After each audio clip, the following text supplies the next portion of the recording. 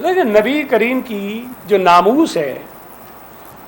ہم سیاسی طور پر کتنے ایک دوسرے میں اختلاف کرتے ہو نا، بطور مسلمان ہم اس پر تو کمپرومائز نہیں کر سکتے ہیں نا۔ عمران خان نے ناموس نبی پر جب مطالبہ آیا، وہ غلط صحیح تھا، میں اس پہ نہیں جاتا ہوں، وہ الگ بحث ہے، اس پہ بات ہو سکتی ہے، لیکن دلیل یہ دی کہ میں یہ کام نہیں کروں گا اس لیے کہ پاکستان کی معیشت کو نقصان پہنچے گا اور ہماری ایکسپورٹس بند ہو جائیں گی۔ آج جب اپنی ذات پہ بات آئی ہے، اپنی ذات پہ، تو بھاڑ میں جائے ایکسپورٹ ہماری جو 10 ارب کوئی پتہ نہیں امریکہ کو ہوتی ہے، 8 ارب کو یورپ کو ہوتی ہے، اور پتہ نہیں کہاں کا دنیا میں، بھاڑ میں تباہ ہو جائے، معیشت کا جنازہ نکل جائے۔ نعوذ باللہ وہ کیا کہنا چاہتا ہے کہ اس کی کوئی عزت، اس کا کوئی مقام، اس کا کوئی منصب نعوذ باللہ ہمارے نبی سے اونچا ہے؟ اس وقت تو تم یہ باتیں کرتے تھے، اب تو دوسری باتیں کرتے ہو۔ لوگوں کو جلسے میں کہتا ہے کہ لوگوں، جو پیغمبر آئے تھے وہ اللہ کا پیغام لے کر لوگوں کے پاس جاتے تھے، تم میرا پیغام لے کر لوگوں کے پاس جاؤ۔ کہاں اللہ کا پیغام، کہاں نبیوں کی ذات، کہاں ان کے مقاصد، کہاں یہ جھوٹا مکار زانی عیاش نشئی،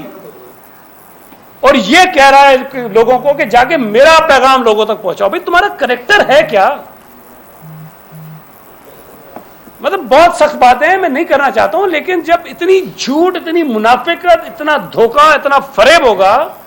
تو لوگوں کے سامنے ہمیں یہ حقائق رکھنے پڑتے ہیں۔ تو میں یہ سمجھتا ہوں کہ جو آدمی ماضی میں مودی کا ایجنٹ رہا ہو، جو آدمی ماضی میں بش کے جیتنے کے لیے نوافل ادا کرتا ہو، جو آدمی اپنے یہودی سالے کی الیکشن کمپین چلاتا ہو ایک مسلمان پاکستانی کے خلاف، وہ آج بیٹھ کے سرٹیفکیٹ بانٹ رہا ہے کہ یہ اسرائیل کے ایجنٹ ہیں، یہ بھارت کے ایجنٹ ہیں، یہ امریکہ کے ایجنٹ ہیں۔ اس کے اپنے ممبر قومی اسمبلی میں کھڑے ہو کے کہتے تھے کہ جی وہ اسرائیل کو تسلیم کر لو۔ اس کے اپنے لوگ، مجھے نہیں پتا وہ صحیح تھی یا غلط تھی بات کہ جی کوئی اسرائیل بھی گیا تھا ان کا ڈیلیگیشن، آج پتہ نہیں وہ کوئی اسرائیل گئے ہوئے ہیں۔ وہ خاتون مجھے بھی ملی تھی، میں یہاں ایجوکیشن کا منسٹر تھا، وہ امریکہ میں رہتی ہیں، کوئی ایجوکیشن پہ کام کرتی ہیں، مجھے بھی ملی تھی یہاں، اور کہہ رہی تھی یہاں اسکول ہمیں دے دیں، ہمیں وہاں سے ہم ڈونیشنز آتے ہیں، وہ پاکستان میں اسکولوں پہ خرچ کرنا چاہتے ہیں، اگر وہ میرے ساتھ تصویر آ جائے گی تو تم کہو گے یہ بھی اسرائیلی ایجنٹ ہے۔ علی زیدی کی بیوی کے ساتھ مل کر وہ عورت فنڈنگ کرتی رہی ہے، اس کے لیے پیسے اکٹھی کرتی رہی ہے، اور ان کی شیریں مزاری صاحبہ اس کو بھی ہمارے گلے میں ڈال رہی ہیں۔ بھائی ہم سے تو کوئی تعلق نہیں اس پارٹی سے، اس کا تعلق تو پی ٹی آئی سے تھا، اس کا پی ٹی آئی کے لوگوں کے لیے فنڈنگ اکٹھی کرتی رہی ہے وہ عورت، اور وہ اسرائیل گئی تو کہتے ہیں جی حکومت جو اسرائیل کو تسلیم کرنے کی بات کر رہی ہے۔ تو یہ میں صرف گزارش یہ کرنا چاہتا ہوں ان اپنے پاکستانیوں سے جو عمران خان کے جھوٹ اور مکر کا شکار ہیں، خدا کے لیے کسی ایک پاگل آدمی کے پیچھے لگ کر اس ملک کی معیشت، اس ملک کی سیاست، اس ملک کے اداروں کو نقصان نہ پہنچائیں۔ دیکھیں پاکستان ہے تو ہم ہیں، پاکستان کی حالت بہتر ہے تو ہماری حالت بہتر ہے، خدا نخواستہ پاکستان کی معیشت کو نقصان پہنچتا ہے، پاکستان کے اداروں کو نقصان پہنچتا ہے، پاکستان کی صلاحیت کو نقصان پہنچتا ہے، ہماری اور آپ کی پھر کوئی حیثیت اوقات نہیں ہے۔ ہم نے آنا اور جانا ہے، اس ملک نے رہنا ہے اور رہنا چاہیے۔ سیاسی اختلافات کی بنیاد پر ریاستی اداروں کو، ملک کو داؤ پر نہیں لگانا چاہیے۔ جو اسٹیٹسمین ہوتے ہیں، جو سیاسی لیڈر ہوتے ہیں، وہ معاشرے میں سے پولرائزیشن کو ختم کرتے ہیں، لوگوں میں لڑائیاں نہیں کرواتے ہیں، اختلافات اپنی جگہ ہوتے ہیں لیکن لوگوں کے اندر ایک بیلنس رکھتے ہیں۔ یہ واحد پاگل سیاسی آدمی پاکستان کی تاریخ میں آیا ہے جو کہتا ہے کہ ہر چیز تباہ و برباد ہونی چاہیے اگر عمران خان کا کوئی رول نہیں ہوگا۔ تو انشاءاللہ تعالی عمران خان کا کوئی رول نہیں ہوگا، اللہ نے چاہا تو پاکستان رہے گا۔ کچھ لوگوں کو اگر پریشانی ہے کہ عمران خان کے پیچھے لوگ ہیں، میں ایز اے سیاسی ورکر یہ سمجھتا ہوں کہ عمران کے ساتھ لوگ نہیں ہیں۔ 22 کروڑ لوگوں کا ملک ہے بھائی، 2-4 لاکھ لوگ، 5 لاکھ لوگ، 6 لاکھ لوگ، 10 لاکھ لوگ، 20 لاکھ لوگ،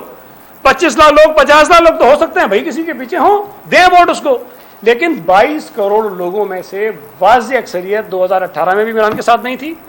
آج بھی عمران خان کے ساتھ نہیں ہے۔ ہم سمجھتے ہیں کہ عمران خان مجرم ہے پاکستانی قوم کا، جس نے لوگوں کو دھوکہ دے کر اس ملک کی معیشت کو برباد کیا، اس ملک کے ہمارے معاشرے کو برباد کیا، اور وہ تو پتہ نہیں معیشت کو کیا کہتا ہے، معاشیت پتہ نہیں کیا عجیب کہتا ہے، ہاں پتہ نہیں روایت بھی کچھ کہتا ہے،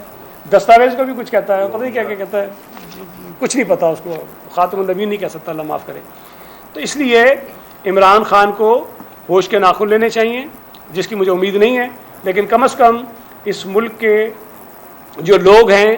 ان کو میں سمجھتا ہوں سمجھنا چاہیے کہ عمران خان اس وقت اس ملک کے لیے سب سے بڑا خطرہ ہے۔ اور جو آدمی ہماری دیکھیں نا، ہمارے بڑے ایشوز رہے اسٹیبلشمنٹ کے ساتھ، ہم نے تو نہیں کبھی کہا کہ میر جعفر ہیں، میر صادق ہیں، نیوٹرل، پھر اس کے آگے وہ کہتا ہے کہ جانور ہیں،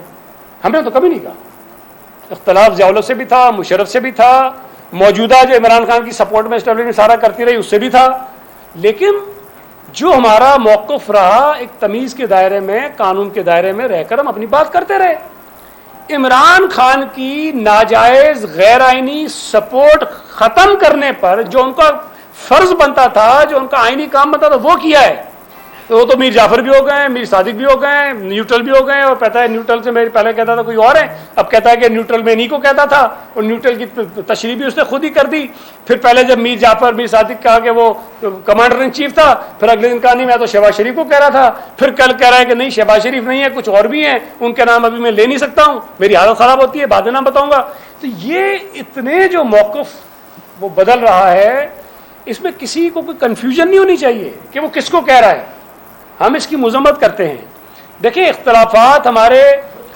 عدالتوں سے بھی رہے، اسٹیبلشمنٹ سے بھی رہے، لیکن ہم یہ کبھی نہیں کہیں گے کہ جی وہ کوئی بھارتی ایجنٹ ہیں، کوئی امریکی ایجنٹ ہیں، کوئی ملک کے دشمن ہیں، کوئی میر جعفر ہیں، کوئی میر صادق ہیں، اور یہ جو کم عقل جاہل پاگل آدمی ہے یہ سراج الدولہ تھا، یہ ٹیپو سلطان تھا۔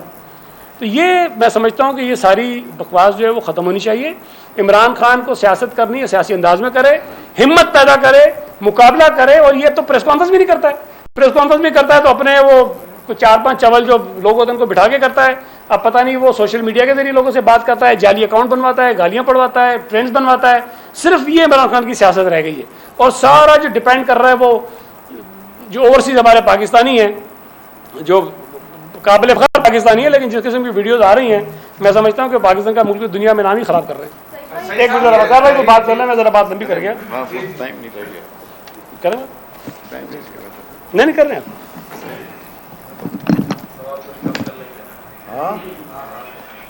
مہربانی۔ آپ کو سعید غنی صاحب نے بہت تفصیل سے چیئرمین بلال بھٹو زرداری صاحب کے جو 15 مئی کو استقبال ہونا اس کے حوالے سے، ملکی سیاسی صورتحال کے حوالے سے بتایا، اور یہ بات سعید غنی صاحب کی بالکل درست ہے کہ سعید غنی صاحب کی تنظیم کراچی ڈویژن اور کراچی کے کارکن یہ چاہتے تھے،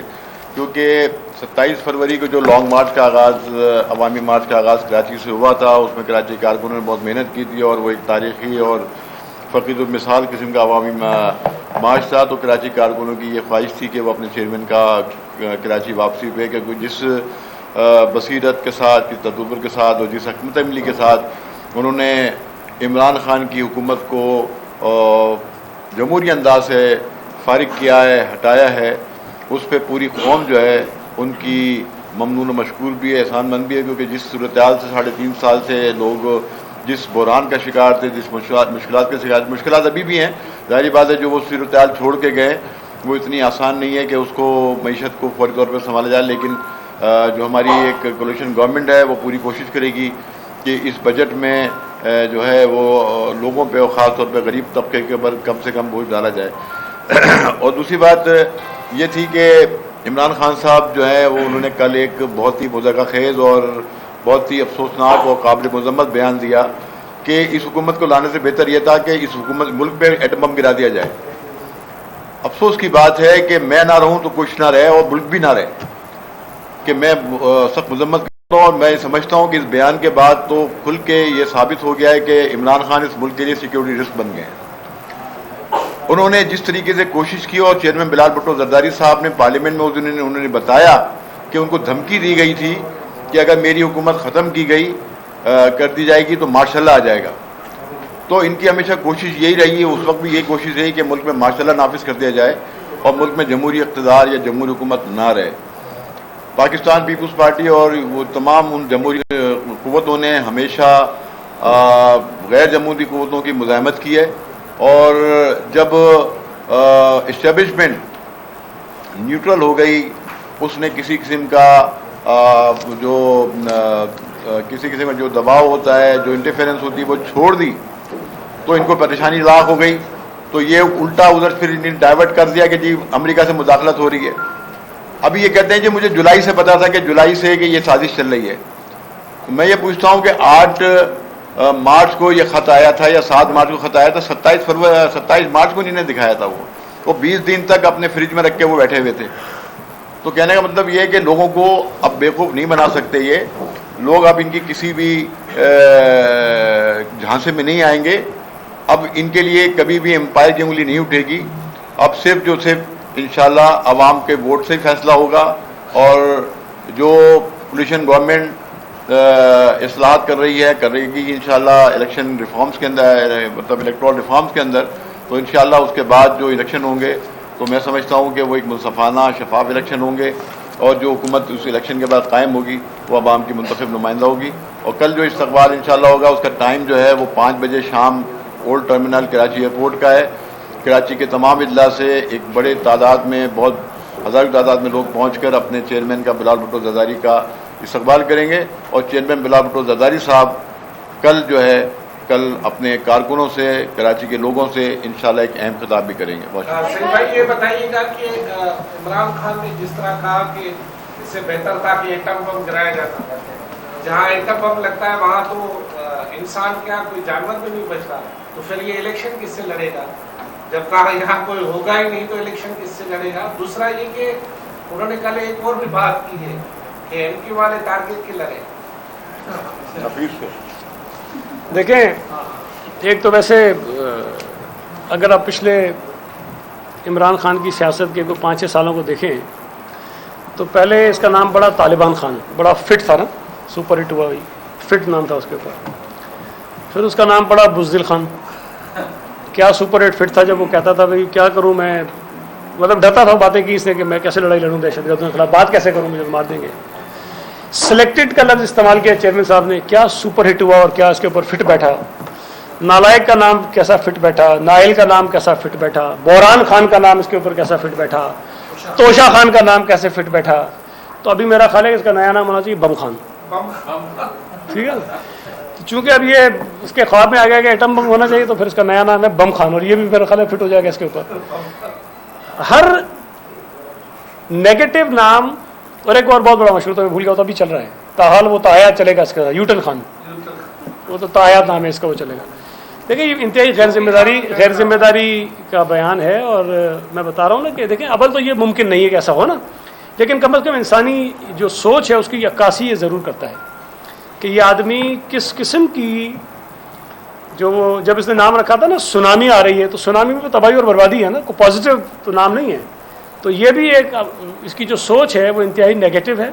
اور وہ نیگیٹو سے بھی آگے کوئی لفظ ہو تو تباہ کن ہے, اس کے ذہن میں یہ چیزیں کہ ہر چیز برباد ہو جانی چاہیے, بچنی کوئی نہیں چاہیے. تو ظاہر ہے وہ اس ایم کیو کے لیے. دیکھیں عمران خان نے ہی پہلے نفیس لوگوں کا لقب جو ہے وہ ان کو دیا, ایم کیو کو کہا کہ نفیس لوگ ہیں. اچھا, اور امریکی سازش جب بے نقاب بھی ہو گئی عمران خان کے سامنے, جب ہو بھی گئی کہ ہاں یہ امریکی سازش ہے, خط بھی لہرا دیا, سب کچھ کر دیا, تب بھی بہادر آباد پر عمران خان چل کر گیا اور وہاں جا کر منت ترلے کیے. اس کے بعد بھی ان کے لوگ منت ترلے کرتے رہے, وزارتوں کے آفر کرتے رہے. اگر وہ ساری باتیں مان لی جاتی تو یہ سب ٹھیک تھا, لیکن چونکہ عمران خان اقتدار میں نہیں ہے نا, تو پھر میں آپ کو کہہ رہا ہوں پھر تو ہر آدمی غدار وطن ہے,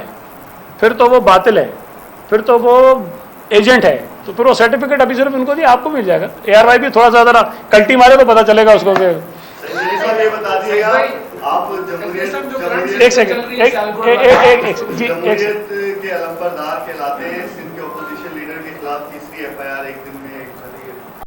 کیا ہوا. دیکھیں میں اسی میں شامل کرتے ہیں, اس پہ پی ٹی آئی نے کہا ہے کہ کھٹکتے ہیں آپ کی آنکھوں میں حلیم عادل شیخ, انہوں نے متاثر کیا ہے کہ مقدمات. دیکھیں پہلی بات تو یہ ہے, اگر تو ہم نے پولیٹیکل وکٹمائزیشن کرنی ہوتی تو میرا خیال ہے کہ ہم पिछले 3-4 सालों में बहुत कुछ कर सकते थे। जो हरकतें ये साहब करते रहे हैं वो किसी से ढकी छुपी नहीं है। और अगर एक भी FIR पहले कटी, वो याद है आपको, इलेक्शन थे, बाई इलेक्शंस थे, उसमें तो उसकी भी वीडियो फुटेजेस मौजूद थी। मुसल्लह लोगों के साथ वो घूमते रहे, अपनी गाड़ी पे खुद गोलियां मारी, सब रिकॉर्ड पे चीज़ें थी ना। वो FIR कटी, अदालत की जो कार्रवाई थी हुई, वो ज़मानत पे छूट गए। अगर तो कोई आदमी गैर कानूनी काम करेगा ना तो उसके ख़िलाफ़ फिर FIR कटनी चाहिए। तहकीकात होगी, अगर गलत होगी तो वो छूट जाएंगे। देखें, इनको तो आज भी अदालतों से इतना रिलीफ मिल रहा है कि अगर प्राइवेट लोग भी दरख्वास्तें दे रहे थे कि जी तौहीन मज़हब के नाम पर इनके ख़िलाफ़ FIR कटनी चाहिए, तो अदालत ने ये हुक्म जारी कर दिया कि यहाँ पर जो मस्जिद नबवी का वाक़या हुआ है उसको बुनियाद बनाकर तौहीन मज़हब की FIR ना काटी जाएँ इनके ख़िलाफ़। ये इनको मिला ना बेनिफिट। अब अगर इस किस्म की रिलीफ इनको मिल रही है अदालतों से, और मैं तो कहता हूँ अच्छी बात है, अदालतों को आज़ाद होना चाहिए, ना हमारे दबाव में होना चाहिए, ना किसी और के दबाव में होना चाहिए। ज़्यादती किसी के साथ भी उसको कानून के मुताबिक रिलीफ मिलना चाहिए। तो अगर तो ये समझते हैं कि जी गलत केसेस हैं तो अदालतें खुली ही जाएँ, लेकिन ऐसा नहीं हो सकता कि जब आपके ऊपर गलत तरीके से किसी का हाथ हो और आप कानून का तमाशा बनाते हैं, आपको कोई ना पूछ रहा हो, तो अब अगर कोई सपोर्ट वो सारी ख़त्म हो गई है तो भाई कानून के मुताबिक तो फिर केसेस होने चाहिए ना। और ये तो कोई बात नहीं है कि अगर वो अपोजिशन में है, और जो सियालकोट की आप सवाल करने लगे थे कि वहाँ अगर क्रिश्चियन कम्युनिटी का कोई एक ग्राउंड है तो भाई आपको इजाज़त लेनी चाहिए ना पहले। हम यहाँ हुकूमत में हैं, हमारा कोई एक इवेंट ऐसा नहीं हुआ सियासी जिसकी हमने इजाज़त न ली हो। हम बाकायदा मकामी इंतज़ामिया से इजाज़त देते हैं, हम बाकायदा पुलिस को दरख्वास्त देते हैं कि हमें अगर सिक्योरिटी की कोई ज़रूरत है, हम हर तरीक़ेकार फॉलो करते हैं। तो भाई ये आसमान से उतरे हुए तो नहीं है ना कि जहाँ मर्जी आएगी कॉन्सर्ट कर लेंगे। तो अगर आपको कॉन्सर्ट करना है, सियालकोट में करना है या कराची में करना है, कभी वो साहिर अली बग्गा को बुलाना है, कभी अहमद जाजेब को बुलाना है, कभी कई मस्खरों को बुलाना है, कभी कोई टिकटॉकर्स को बुलाना है, कभी किसी और को बुलाना है, तो भाई टिकट नहीं लगाते, ना लगाओ, तुम्हारी मर्जी है, लेकिन कम से कम इजाज़त तो ले लो ना।